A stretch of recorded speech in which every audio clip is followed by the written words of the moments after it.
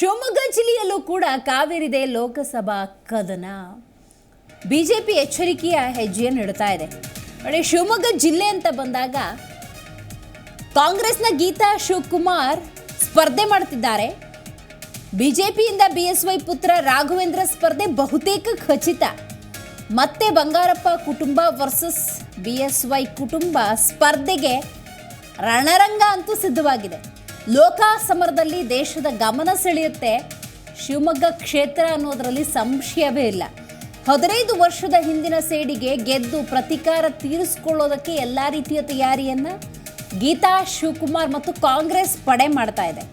ನೋಡಿ, ಹಿಂದೆ ನಡೆದ 4 ಚುನಾವಣೆಯಲ್ಲಿ ಅತಿ ಹೆಚ್ಚು ಗೆಲುವನ್ನು ಸಾಧಿಸಿದ ಯಾರು ಅಂತ ನೋಡಬೇಕಾಗತ್ತೆ. ಈ ಬಾರಿ ಮತದಾರನ ಒಲವು ಯಾವ ಕಡೆ ಇದೆ ಅನ್ನೋದು ಬಹಳ ಮುಖ್ಯ. ಇದೆಲ್ಲದರ ನಡುವೆ ಹಾಲಿ ಸಂಸದರು ಆ ಕ್ಷೇತ್ರಕ್ಕಾಗಿ ಎಷ್ಟು ದುಡಿದಿದ್ದಾರೆ, ಈ ಬಾರಿ ಮತ ವಿಭಜನೆ ಅನ್ನೋದು ಹೇಗಾಗತ್ತೆ ಬಹಳ ಮುಖ್ಯ.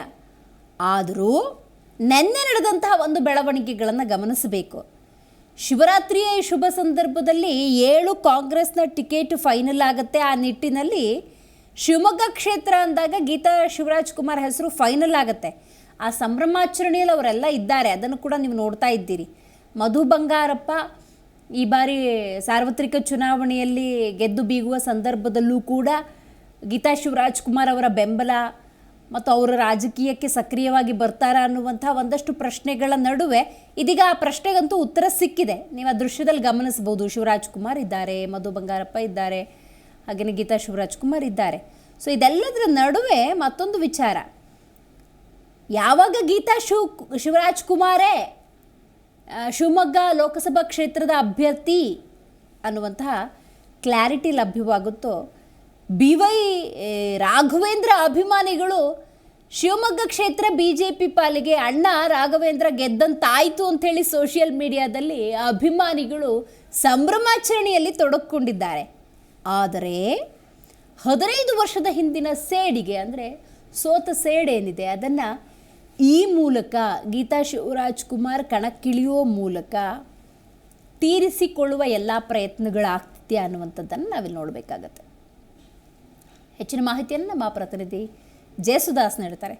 ಜೇಸುದಾಸ್, ನೆನ್ನೆ ಕಾಂಗ್ರೆಸ್ ಅಭ್ಯರ್ಥಿ ಶಿವಮೊಗ್ಗ ಕ್ಷೇತ್ರದಿಂದ ಗೀತಾ ಶಿವರಾಜ್ ಕುಮಾರ್ ಅಂದ ಸಂದರ್ಭದಲ್ಲಿ ವಿಶೇಷವಾಗಿ ಬಂಗಾರಪ್ಪ ಕುಟುಂಬ ಮತ್ತು ಬಿಎಸ್ವೈ ಕುಟುಂಬ ಸ್ಪರ್ಧೆಗೆ ಒಂದು ರೀತಿ ರಣರಂಗ ಸಿದ್ಧವಾಗಿದೆ. ದೇಶದ ಗಮನಗಳನ್ನು ಶಿವಮೊಗ್ಗ ಕ್ಷೇತ್ರ ಸೆಳೆಯುತ್ತೆ ಅನ್ನುವಂಥ ವಾತಾವರಣ ಸೃಷ್ಟಿಯಾಗಿದೆ. ಸೊ ಏನಿದೆ ಸದ್ಯದ ಅಪ್ಡೇಟ್ಸ್, ಗ್ರೌಂಡ್ ರಿಪೋರ್ಟ್ ಏನು ಹೇಳುತ್ತೆ ಜೇಸುದಾಸ್? ದಿವ್ಯಶ್ರೀ ಬಾರಿಯ ಲೋಕಸಭಾ ಚುನಾವಣೆಯಲ್ಲಿ ಏನು ಬಿಜೆಪಿಯಿಂದ ಬಿವೈ ರಾಘವೇಂದ್ರ ಅವರ ಸ್ಪರ್ಧೆ ಬಹುತೇಕ ಖಚಿತವಾಗಿದೆ. ಮತ್ತು ಅಲ್ಲದೆ ಈಗ ಕಾಂಗ್ರೆಸ್ನಿಂದ ನಿನ್ನೆ ಈಗ ಗೀತಾ ಶಿವರಾಜ್ ಕುಮಾರ್ ಅವರ ಹೆಸರನ್ನ ಅಧಿಕೃತಗೊಳಿಸಿರುವಂಥದ್ದು. ಹೀಗಾಗಿ ಈ ಒಂದು ಚುನಾವಣೆ ಶಿವಮೊಗ್ಗದ ಪಾಲಿಗೆ ಎಲ್ಲ ಒಂದು ರೀತಿಯಲ್ಲಿ ಬಂಗಾರಪ್ಪ, ಮಾಜಿ ಸಿಎಂ ಬಂಗಾರಪ್ಪ ಮತ್ತೆ ಮಾಜಿ ಸಿಎಂ ಯಡಿಯೂರಪ್ಪರ ಕುಟುಂಬದ ನಡುವಿನ ಜಿದ್ದಾಜಿದ್ದಿನ ರಾಜಕಾರಣಕ್ಕೆ ಕಾರಣವಾಗಿದೆ ಅಂತಾನೆ ಹೇಳ್ಬೋದು. ಯಾಕೆಂದ್ರೆ ಕಳೆದ 14 ವರ್ಷಗಳಿಂದ ಕೂಡ ಈ ಕುಟುಂಬದ ನಡುವೆ ಈ ಲೋಕಸಭಾ ಚುನಾವಣೆಯಲ್ಲಿ ಈ 2 ಕುಟುಂಬಗಳ ಪ್ರತಿಷ್ಠೆ ಕಾರಣವಾಗಿ ಈ ಒಂದು ಲೋಕಸಭಾ ಚುನಾವಣೆ ಕಾಣಿಸ್ಕೊಂಡಿರುವಂಥದ್ದು. ಹೀಗಾಗಿ ಏನು 2009ರಲ್ಲಿ ಬಂಗಾರಪ್ಪರವರ ವಿರುದ್ಧ ಏನ್ ಪುರಸಭೆಯ ಸದಸ್ಯರಾಗಿದ್ದಂತ ಅಂದಿನ ಪುರಸಭೆ ಸದಸ್ಯರಾಗಿದ್ದಂತಹ ಬಿವೈ ರಾಘವೇಂದ್ರ ಅವರು ಏಕಾಏಕಿ ಲೋಕಸಭಾ ಚುನಾವಣೆಗೆ ಸ್ಪರ್ಧೆ ಮಾಡ್ತಾರೆ. ಆ ಒಂದು ಸಂದರ್ಭದಲ್ಲಿ ಒಂದು ರೀತಿಯಲ್ಲಿ ಜಿದ್ದಾಜಿದ್ದಿನ ಕಣವಾಗಿ ಮಾರ್ಪಡುತ್ತೆ. ಯಾಕಂದ್ರೆ ಆ ಟೈಮಲ್ಲಿ ಯಡಿಯೂರಪ್ಪ ಅವರು ಸಿಎಂ ಆಗಿರ್ತಾರೆ. ತಮ್ಮ ಪುತ್ರರನ್ನ ಶತಾಯಗತಾಯ ಗೆಲ್ಸ್ಕೋಬೇಕು ಅಂತ ಹೇಳ್ಬಿಟ್ಟು ಅಲ್ಲಿ 100 ಕೋಟಿ ಹಣವನ್ನ ಅವರು ವೇಯಿಸಿ ಏನು ಮತಗಳನ್ನ ಹಣದ ರೂಪದಲ್ಲಿ ಅದನ್ನ ಕೂಡಿಕರಿಸಿಕೊಂಡು ಅದನ್ನ ಗೆಲ್ಸುವಂತ ಒಂದು ಪ್ರಯತ್ನ ಮಾಡ್ತಾರೆ. ಈ ಒಂದು ಸಂದರ್ಭದಲ್ಲಿ ಇದನ್ನ ಅರ್ಥಕೊಂಡಂತ ಬಂಗಾರಪ್ಪನವರು ಆ ಒಂದು ಟೈಮಲ್ಲಿ ಏನ್ ಬಿವೈ ರಾಘವೇಂದ್ರ ಅವರ ಚುನಾವಣೆಯಲ್ಲಿ ತಾವು ಗೆಲ್ಲೇಬೇಕು ಅನ್ನೋ ಒಂದು ವಿಚಾರದಲ್ಲಿ ಅದನ್ನ ವೆಜ್ ಮತ್ತೆ ನಾನ್ ವೆಜ್ ಅನ್ನೋ ಒಂದು ವಿಚಾರದಲ್ಲಿ ತಿನ್ನುವ ವರ್ಗ ತಿಂದಿರೋಂಥ ವರ್ಗ ಇದನ್ನ ಇಟ್ಕೊಂಡು ರಾಮಚಂದ್ರಪುರ ಮಠವನ್ನ ಟಾರ್ಗೆಟ್ ಮಾಡಿಕೊಂಡು ಅವರು ಆ ಚುನಾವಣೆನ ಫೇಸ್ ಮಾಡ್ತಾರೆ. ಈ ಒಂದು ಚುನಾವಣೆ ಫೇಸ್ ಮಾಡಿದ ಸಂದರ್ಭದಲ್ಲಿ ಬಹುತೇಕ ಈ ಎಂಟರ್ ಒಂದು ರಾಜಕೀಯ ವಲಯದಲ್ಲಿ ಒಂದು ಸಂಚಲನ ಸೃಷ್ಟಿ ಉಂಟಾಗುತ್ತೆ. ಯಾಕಂದ್ರೆ ಏನು ಇವರು ಒಂದು ಮಠವನ್ನ ಟಾರ್ಗೆಟ್ ಮಾಡಿಕೊಂಡು ಬಂಗಾರಪ್ಪನವರು ಈ ರೀತಿಯಾಗಿ ಸ್ಪರ್ಧೆ ಮಾಡ್ತಾರಲ್ಲ ಅಂತ ಹೇಳ್ಬಿಟ್ಟು ಮಾತುಗಳು ಕೇಳಿ ಬರ್ತದೆ. ಅಂತ ಸಂದರ್ಭದಲ್ಲಿ ಬಂಗಾರಪ್ಪನವ್ರಿಗೆ ಹಣಕಾಸಿನ ಕೊರತೆ ಎದುರಾಗುತ್ತೆ. ಯಾಕಂದ್ರೆ ಬಂಗಾರಪ್ಪರ ಹಣಕಾಸಿನ ಎಲ್ಲಾ ಮೂಲವನ್ನು ಕೂಡ ಬಂದ್ ಮಾಡಿರ್ತಾರೆ ಅವ್ರ ಶಿಷ್ಯರಾದಂತ ಗೋಪಕೃಷ್ಣ ಬೇಳೂರು ಮತ್ತೆ ಹಸ್ತಗಾಲ ಹಾಲಪ್ಪನವರು. ಈ ಒಂದು ಚುನಾವಣೆಯಲ್ಲಿ ಬಂಗಾರಪ್ಪನವರು ಮೊದಲ ಚುನಾವಣೆಯಲ್ಲಿ ಅವರು ಒಂದು ಹೀನಾಯ ಸೋಲನ್ನ ಏನು ಬಿವೈ ರಾಘವೇಂದ್ರ ಅವ್ರ ಮುಂದೆ ಅವರು ಸೋಲನ್ನ ಒಪ್ಕೋಬೇಕಾಗತ್ತೆ. ತದನಂತರದಲ್ಲಿ 2013ರಲ್ಲಿ ಏನು ಬಂಗಾರಪ್ಪನವರ ಏನು ನಿಧನರಾಗಿರ್ತಾರೆ ಆ ಒಂದು ಸಂದರ್ಭದಲ್ಲಿ ಆ ಒಂದು ಅನುಕಂಪದ ಅಲಿಯಲ್ಲಿ ಏನು ಗೀತಾ ಶಿವರಾಜ್ ಕುಮಾರ್ ಗೆಲ್ಬಹುದು ಅನ್ನೋ ವಿಚಾರದಲ್ಲಿ ಅವ್ರನ್ನ ಸ್ಪರ್ಧಾಕಣಕ್ಕೆ ತರಲಾಗುತ್ತೆ.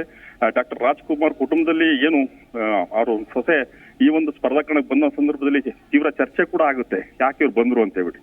ಆದ್ರೆ ಅವಾಗ ಶಿವಣ್ಣ ಅದನ್ನ ಸಮರ್ಥವಾಗಿ ಅದನ್ನ ಸಮರ್ಥನೆ ಕೂಡ ಮಾಡ್ಕೊಂತಾರೆ.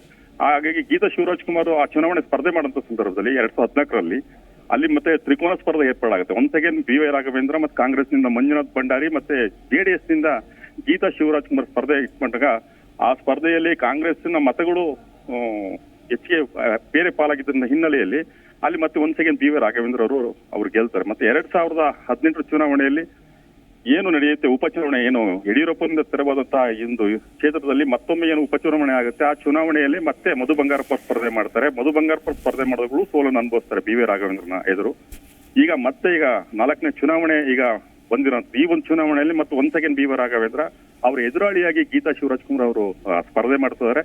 ಗೀತಾ ಶಿವರಾಜ್ ಕುಮಾರ್ ಅವರು ಸ್ಪರ್ಧೆ ಮಾಡ್ತಕ್ಕಂಥ ಹಿನ್ನೆಲೆಯಲ್ಲಿ ಈ ಒಂದು ಚುನಾವಣೆ ಒಂದು ರಣಕಣ ಒಂದು ಎಲ್ಲೋ ದೇಶದ ಒಂದು ಗಮನ ಸೆಳೆಯುತ್ತೆ. ಯಾಕಂದ್ರೆ ಒಂದು ಸ್ಟಾರ್ ಕ್ಯಾಂಪೇನ್ಗಳು ಬರುವಂತದ್ದು, ಗೀತಾ ಶಿವರಾಜ್ ಕುಮಾರ್ ಪರವಾಗಿ ಸ್ಟಾರ್ ಪ್ರಚಾರಕರು ಬರುವಂತ ವಿಚಾರದಲ್ಲಿ ಇರಬಹುದು, ಎಲ್ಲಾ ಒಂದು ವಿಚಾರದಲ್ಲೂ ಕೂಡ ಈ ಒಂದು ಲೋಕಸಭಾ ಕ್ಷೇತ್ರ ಗಮನ ಸೆಳೆದಿದೆ ಅಂತಾನೆ ಹೇಳ್ಬೋದು ದಿವೇಶ್ವರಿ.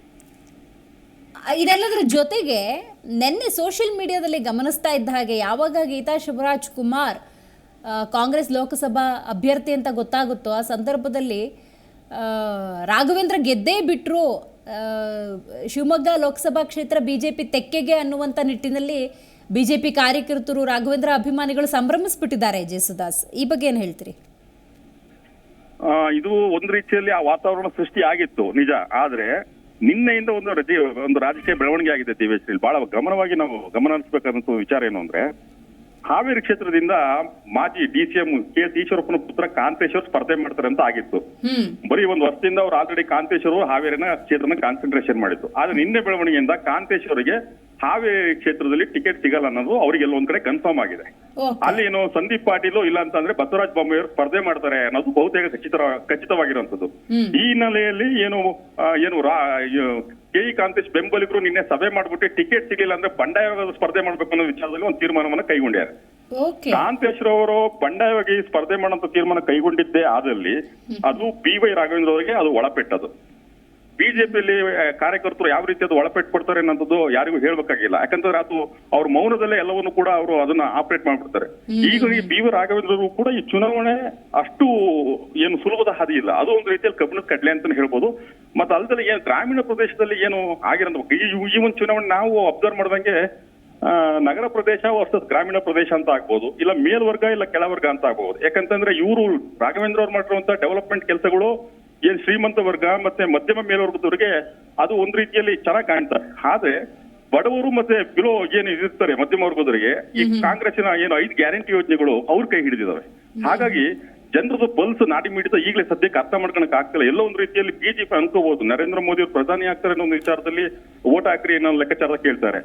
ಇನ್ನೊಂದು ಲೆಕ್ಕದಲ್ಲಿ ರಾಜ್ಯದಲ್ಲಿ ಕಾಂಗ್ರೆಸ್ ಸರ್ಕಾರನೇ ಇರಲಿ, ದೇಶದಲ್ಲಿ ಮೋದಿ ಸರ್ಕಾರ ಇರಲಿ ಅನ್ನೋ ವಿಚಾರದಲ್ಲೂ ಕೂಡ ಕ್ಯಾಂಪೇನ್ ನಡೀತಾ ಇದೆ. ಇವೆಲ್ಲವೂ ಕೂಡ ಯಾವ ರೀತಿಯಾಗಿ ಈ ಒಂದು ರಣಕಣ ಏರ್ಪಡುತ್ತೆ ಅನ್ನೋದು ಇನ್ನು ಸ್ವಲ್ಪ ದಿನದಲ್ಲಿ ಗೊತ್ತಾಗುತ್ತೆ ದಿವೇಶ್. ಥ್ಯಾಂಕ್ ಯು ಮಾಹಿತಿಗಾಗಿ ಜೇಸುದಾಸ್.